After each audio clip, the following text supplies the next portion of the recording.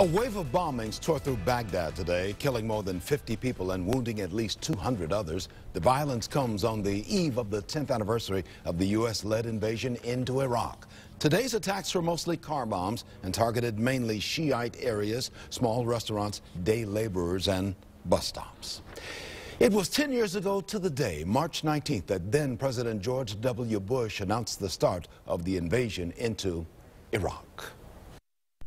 My fellow citizens, at this hour, American and coalition forces are in the early stages of military operations to disarm Iraq, to free its people, and to defend the world from grave danger.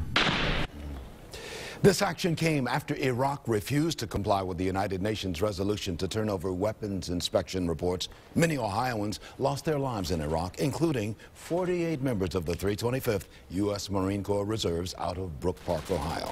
News Channel 5's Dave Arnold looks back at their losses.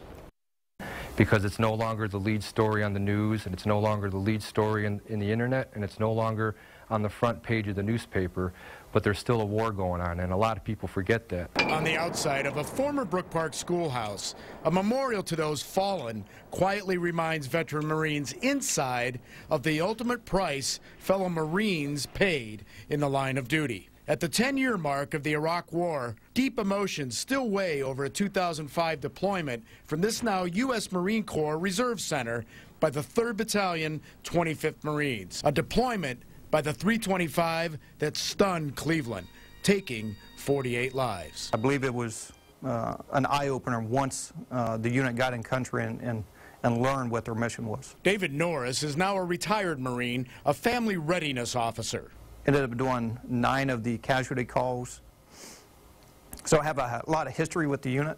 Norris's history in 2005 was to deliver the news of a Marine's death to their families, a job he said was the worst way to meet the nicest people. For me, I think that was harder than deploying. I would have rather deployed multiple times than be back here to do that. 2005, I was probably, I'd say, 11, 12 years old. Corporal Christopher Foster is obviously a young Marine, albeit with a lineage of military duty dating back to his great-grandfather in World War II.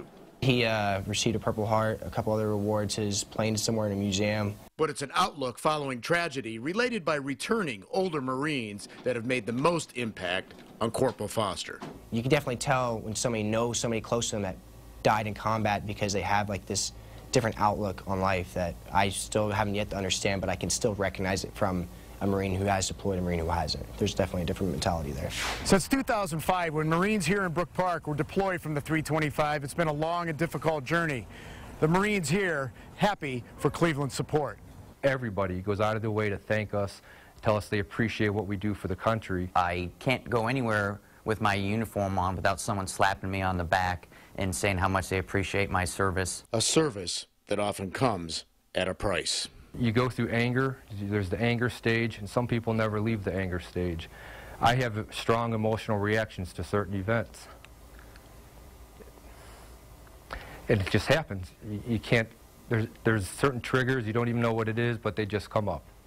So you know that you've got to kind of suppress those feelings sometimes. There's other times you just got to let them out. So, but I believe that letting my Marines know it's okay to think about it and be emotional makes you a little bit better Marine. On your site in Brook Park, Dave Arnold, News Channel 5. Thank you, Dave. Today, President Obama paid tribute to all those who served and sacrificed in the Iraq War. Nearly 4,500 Americans were killed during one of our nation's longest wars.